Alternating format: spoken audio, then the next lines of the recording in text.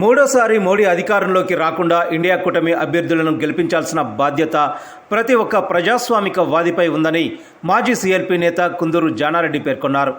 సోమవారం మిర్యాలగూడ పట్టణంలోని SP convention హాల్లో జరిగిన సిపిఎం పార్టీ ముఖ్య కార్యకర్తల సమావేశంలో నల్లగొండ కాంగ్రెస్ ఎంపీ అభ్యర్థి కుందూరు రఘువీరెడ్డి, ఎమ్మెల్యేలు బత్తుల లక్ష్మారెడ్డి, కుందూరు జెవిరెడ్డిలతో కలిసి పాల్గొని మాట్లాడారు. దేశంలో ప్రజాస్వామ్యం పరిడవిల్లాలంటే ఇండియా కూటమి అధికారంలోకి రావాల్సిన అవసరం ఉందన్నారు. మోడీ నేతృత్వంలోని బీజేపీ పేద ప్రజలను మోసం చేస్తూ కార్పొరేట్ భజన చేస్తుందన్నారు. నిరంకుశ చట్టాలతో కార్మిక కర్షక వర్గాలను దెబ్బతీసి ఊడిగం చేయించాలని చూస్తుందన్నారు.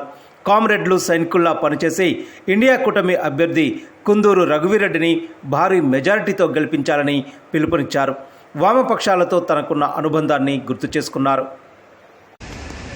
దేశంలో ఇవాళ బీజేపీ మోడీ ప్రమాదకారిగా మారినటువంటి పరిస్థితి 10 సంవత్సరాల కాలం నుండి అన్ని వ్యవస్థల్ని ధ్వంసం చేస్తూ దేశాన్ని ప్రజల్ని ఎన్ని విధాలుగా నష్టపరుస్తూ రావడం జరుగుతుంది.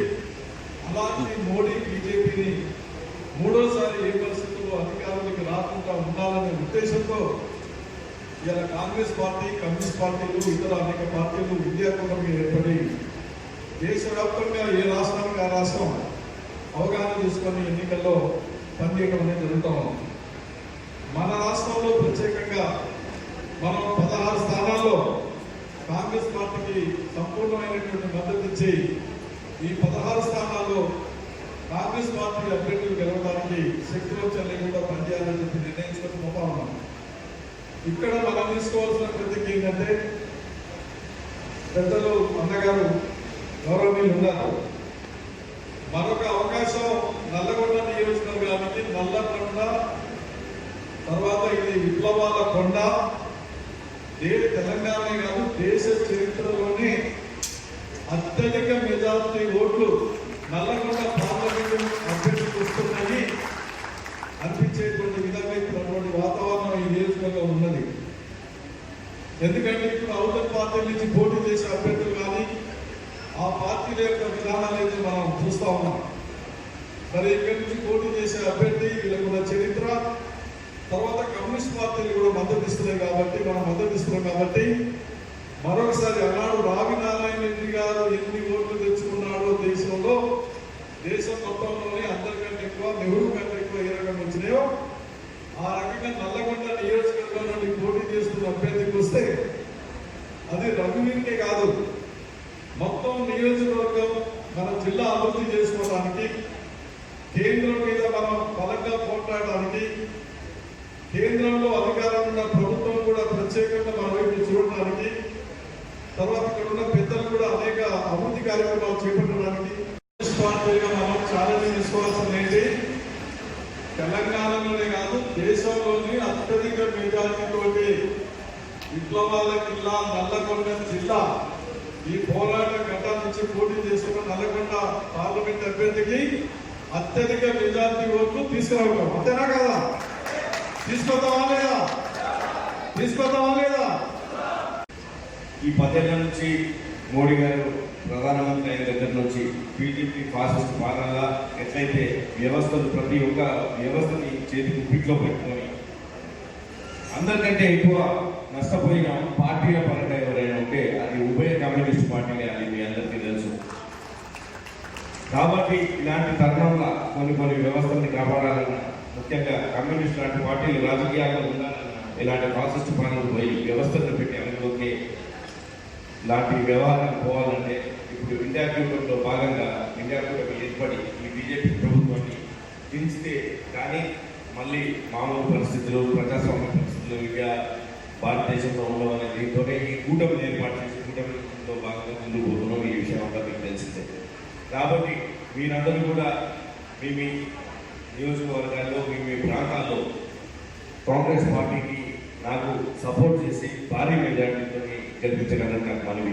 ఒక నల్లగొండ పార్లమెంట్ అభ్యర్థిగా మన నల్గొండ నుంచి పెద్ద నాయకులు రావి నారాయణ రెడ్డి గారి నుంచి మొదలు పెడితే మధుసూదన్ రంగన్ గారి వరకు, జానారెడ్డి గారు కానీ ఇప్పుడున్న ఎంతో మంది నాయకులు నల్లగొండ నుంచి పెద్ద నాయకుల్ని తయారు చేసిన జిల్లా మన జిల్లా. వాళ్ళందరినీ ఆదర్శంగా తీసుకొని వాళ్ళల్లో ఎంతో కొంత నేర్చుకొని మంచి పేరు తెచ్చుకునేదానికి మీరందరూ నాకు సపోర్ట్ చేసి పార్లమెంట్ అభ్యర్థిగా నిలబెట్టున్నందుకు మీ అందరినీ కూడా మీ లక్ష్యాన్ని కూడా నా ద్వారా చేరుతానని మీ అందరికీ తెలియజేస్తున్నా. ముఖ్యంగా మన నల్గొండ జిల్లాలో ప్రస్తుతం ఉన్న విషయాలను చూసుకుంటే మీకు అందరికీ తెలుసు, గ్రామీణ వాతావరణంలో ముఖ్యంగా నీళ్ళ సమస్యలే. దాంట్లో మన జిల్లాకి ముఖ్యంగా ఇప్పుడు ఉన్నది ఎస్ఎల్బిసి టన్నల్ రెండి ప్రాజెక్టు పూర్తి చేస్తే మన జిల్లాలో నీటి కరువు ఆయా సమస్య ఇంచుమించుగా పూర్తిగా తొలగిపోతుంది. ఇందాక పెద్దలు కూడా నాకు అదే సజెస్ట్ చేస్తున్నారు, మీరు ముఖ్యంగా ఆ లక్ష్యం పెట్టుకొని పనిచేయాలి. కాబట్టి ఏ సమస్య ఉన్నా కానీ ప్రతి ఒక్క నాయకులతో, మన కమ్యూనిస్ట్ నాయకులతో, మా కాంగ్రెస్ నాయకులతో, జానారెడ్డి గారి లాంటి పెద్దల మార్గదర్శకంలో మీ అందరి పేరు నిలబెడతాను మీ అందరికీ ఈ సందర్భంగా తెలియజేసుకుంటున్నాను. కమ్యూనిస్ట్ పార్టీ అభ్యర్థిన మందపాటి నాయకుడి గారి మనోడి నేను చాలా దగ్గర సంబంధాలు ఉన్నాయి. అంటే ఆ భావంలో పనిచేసినాం. మేము కాంగ్రెస్ పార్టీలోకి వచ్చి పార్టీలకు అతీతంగా పనిచేసుకుంటూ చివరిలో కాంగ్రెస్ పార్టీలో చేరి నా చేతనైనంత వరకు పేదలకు ఎలా సాయం చేయాలా, పేద అనగానే వర్గాన్ని ఎలా ముందుకు తీసుకురావాలా, నా చేతనైనంత వరకు చేసుకుంటూ ఈరోజు మిర్యాలగూడ నియోజకవర్గంలో పనిచేస్తున్నందుకు నన్ను ఆదరిస్తున్న ప్రతి ఒక్క పేదవారికి ధన్యవాదాలు తెలుపుతూ, మనందరం మొన్న జరిగిన ఎలక్షన్లో చిన్న చిన్న కామెంట్స్ వచ్చినా లేదా చిన్న చిన్న బాధలు వచ్చినా కానీ అలాంటి ఏం మనసులో పెట్టుకోకుండా మనందరం కలిసి పనిచేసి ఆ రఘువీర్ రెడ్డి గారిని అత్యధిక మెజారిటీతో గెలిపారు. అప్పుడు భారతదేశ వ్యాప్తంగా అవినీతికి, అక్రమానికి కాదు, ప్రజాస్వామ్య పరిరక్షణకు మొత్తం అన్ని పార్టీలు ఏకమై పోటీ చేసినాడు. నేను ప్రథమ అభ్యర్థిని ఆ రోజు జనతా పార్టీ తరఫున శాసనసభ్యుడిగా. అందుకు ఆ రోజు మొత్తం ఏ విధంగా అన్ని పార్టీల ఐక్యతకు సంకేతంగా నేను అభ్యర్థినైనాను నా మొదటి ఎలక్షన్లో. ఈరోజు మొదటి అభ్యర్థిగా నా తనయుడు మొత్తం ఇండియా కూటమికి అభ్యర్థి ఇస్తున్నందుకు దాంతోపాటు ఇండియా కూటమిలో భాగంగా నాకే ఆత్మీయత, ఏ అనుబంధం ఉన్నటువంటి ఈ కామ్రేడ్ బృందం ఉన్నదో ఈ బృందం అంతా ఈ ఎలక్షన్లో మీరు పాల్గొంటుంటే నేను చూస్తున్నందుకు నాకు ఆ తీర్పు వస్తుంది. అందుకు ఒకటి రెండు విషయాలు మీకు గుర్తు చేస్తూ, ఇదే సందర్భంలో సిపిఐ పార్టీ కూడా ఈ కూటమిలో భాగంగా ఉండటంతో పాటు ఈ పార్లమెంట్ ఎన్నికల్లో కాంగ్రెస్ పార్టీ అభ్యర్థిని గెలిపించడానికి వారంతా చేసేటువంటి కృషి కూడా ఈ వేదికలో వారు లేకున్నా వారికి నేను అభినందిస్తున్నాను, స్వాగతిస్తున్నాను. వారి యొక్క సహకారాన్ని మేము స్వీకరిస్తున్నాం. ఈ విధంగా ఇది 75 సంగతి, 75 సంగతి. కానీ మీ అందరికీ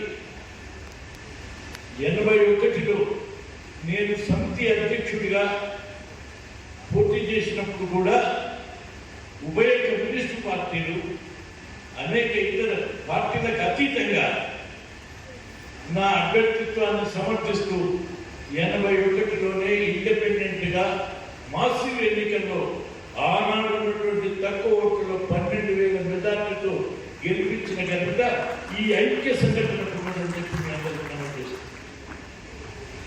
అందులో మన రంగారెడ్డి ఆయన ఒక సైకిల్ యాత్రకు నాయకుడు 20, 30, 40, 50 సైకిళ్ళు తీసుకొని సైకిల్ యాత్రకు నాయకుడిగా గ్రామాన తిరుగుతూ ఇంటింటికి భోజనం తింటూ ఎక్కడో నా సభలో సమావేశం వచ్చినప్పుడు ఎదురొచ్చేది యాత్ర.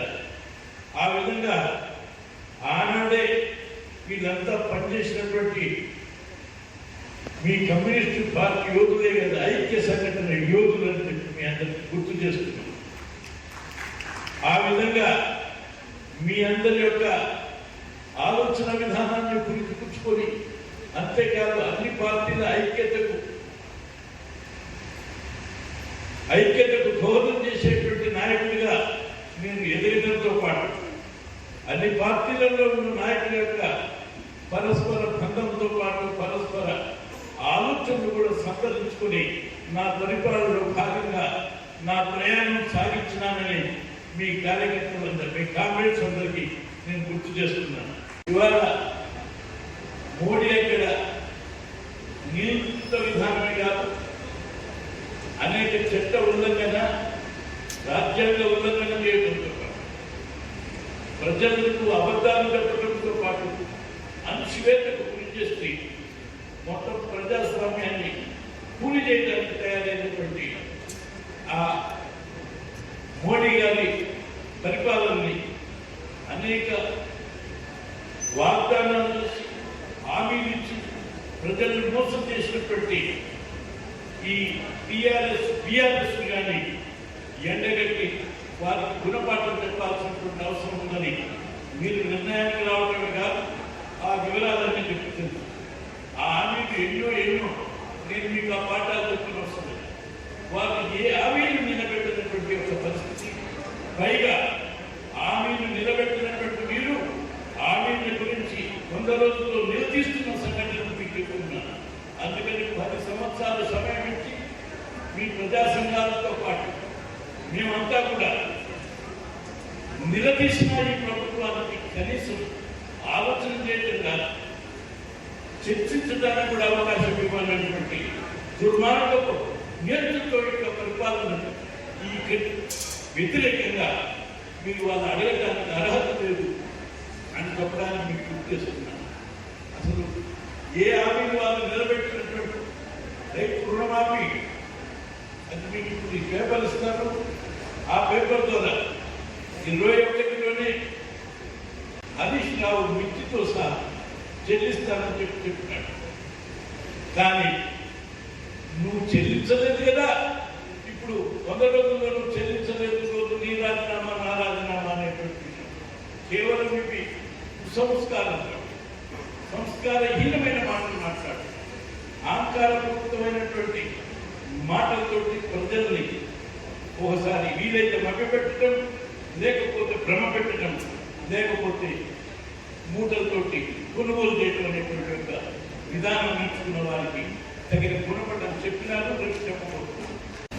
9 సంవత్సరాల్లో 18 సార్లు నీళ్ళు ఇచ్చినటువంటి టీఆర్ఎస్ అన్నదే 14-15 మేము కరువు ఇచ్చిపెట్టిపోయేది అంటున్నాం కదా.